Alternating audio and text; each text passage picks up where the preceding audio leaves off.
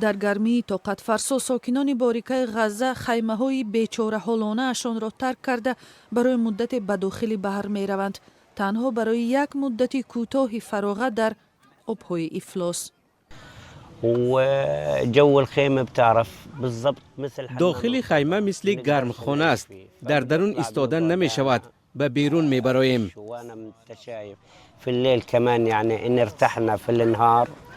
تقریبا هر یک ساکن غزه از بیجا شدگان جنگ اسرائیل و حماس است و ارتش اسرائیل همانا 60% این قلمرو را تحت نظارت دارد. یک زمان ساحل شهر غزه یک جای معروف و راحت برای استراحت بود. حالا فلسطینی ها اینجا لباس شسته آب بازی میکنند، هرچند آبی تازه نیست. زیربناهای مناسب برای 2 میلیون اهالی نابود کرده شده است.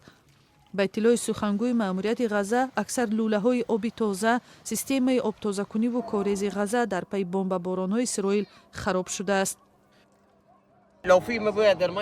اگر آب تازه می بود ما لباس ها را با آب پاک می شستیم. ساکنان غزه که در خیمه ها به سر میبرند از تغییر آب و هوا سخت وابسته هستند. مقامات بهداشت گفتند زمستان امسال چند نوزاد هلاک شد، بعد آبخیزی ها شد و مشکلات نوی پیش آمد. در تابستان هم روزی ما سیاه است. در زمستان هم نمیدانیم چی کنیم. زمستان گویا یک خیمه ساختیم که آن هم به سرمان افتاد. مردم دیگر ما را نجات دادند. تابستان آمد، ما هم در خیمه نشستیم که از گرمی طاقت فرسا نجات نمیدهد. خاموشک و مگس و دیگر حشرات حتی از زیر کمپل میگزد. مثل تنور گرم است. مثل نان درون تنور هستیم.